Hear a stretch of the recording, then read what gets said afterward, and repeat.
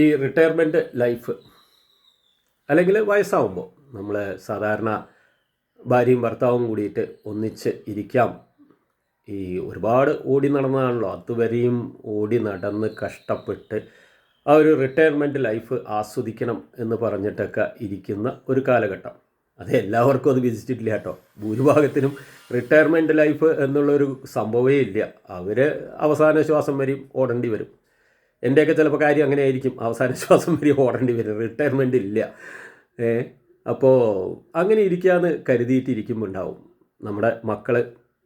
അവർ ഇന്നത്തെ കാലത്ത് ഭാര്യയും ഭർത്താവും ഒക്കെ ജോലിക്ക് പോകുന്നതാണ്. അപ്പോൾ നമ്മുടെ കൊച്ചുമക്കളുണ്ട് വീട്ടിൽ, അവരെ നോക്കാൻ ആരെങ്കിലും വേണം.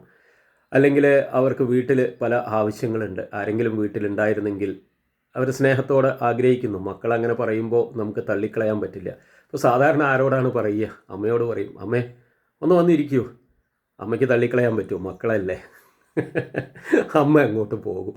പാവം അച്ഛൻ ഇവിടെ ഒറ്റയ്ക്കായി. അച്ഛൻ എന്ത് പറയും? നീ പോയിട്ട് വാ, ഞാനിവിടെ നോക്കിക്കോളാം, അങ്ങനെ പറഞ്ഞ് ഒറ്റയ്ക്കിരിക്കും. അപ്പം രണ്ടുപേരും കൂടിയിട്ട് ആ ഒരു സമയത്ത് ജീവിതത്തിൻ്റെ ആ സായാഹ്നത്തിൽ ഒന്നിച്ചിരിക്കുക എന്ന് കരുതിയിരിക്കുമ്പോൾ രണ്ടുപേരെ രണ്ട് വഴിക്കാക്കി കൊണ്ടുപോയി. ഇത് ഒരുപാട് പേരുടെ അനുഭവങ്ങളാണ്. പലരും എന്നോടിത് പറഞ്ഞിട്ടുണ്ട്. നമ്മൾ ഇതൊരു ചിന്തിക്കേണ്ട ഒരു വിഷയമല്ലേ. മക്കളെ നമുക്ക് തള്ളിക്കളയാൻ പറ്റില്ല, അവർക്ക് ആരുണ്ട് എന്നുള്ളതൊക്കെ കാര്യമെല്ലാം ശരിയാണ്.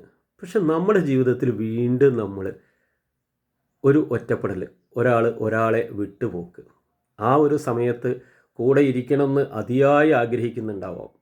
ഭർത്താവ് ഭാര്യ കൂടെ ഉണ്ടെങ്കിൽ, അല്ലെങ്കിൽ ഭാര്യ ഭർത്താവ് കൂടെ ഉണ്ടായിരുന്നെങ്കിൽ എന്നൊക്കെ ആഗ്രഹിക്കുന്ന ആ നിമിഷങ്ങളിൽ, ആ ദിവസങ്ങളിൽ നമ്മൾ അവരെ അങ്ങോട്ട് വേർപിരിച്ച് ഇരുത്തുക. പിന്നെ ഇങ്ങനെ കാലങ്ങൾ പോകും. അപ്പോൾ ഇവിടെ നമ്മൾ മക്കളെ സഹായിക്കരുത് എന്നുള്ളതൊന്നുമല്ല, നമ്മളെക്കുറിച്ചും ഒന്ന് ചിന്തിക്കണം. ചിന്തിക്കാതിരുന്നാൽ പിന്നെ ജീവിതത്തിൽ പിന്നെ എന്താ ഉണ്ടാവുക? നമുക്ക് വേണ്ടിയിട്ടും കുറച്ച് ജീവിക്കണ്ടേ? മക്കൾക്ക് വേണ്ടിയിട്ട് നമ്മൾ ഒരുപാട് കാലം ജീവിച്ചു, അവർക്ക് വേണ്ടിയിട്ട് തന്നെയാണ് നമ്മളുടെ ജീവിതത്തിൻ്റെ ഭൂരിഭാഗവും. ശിഷ്ടകാലം കുറച്ചെങ്കിലും നമുക്ക് വേണ്ടിയിട്ടും ജീവിക്കണ്ടേ? അത് അവർക്ക് മനസ്സിലാവും, ശരിക്കും പറഞ്ഞു കൊടുത്താൽ മനസ്സിലാവും.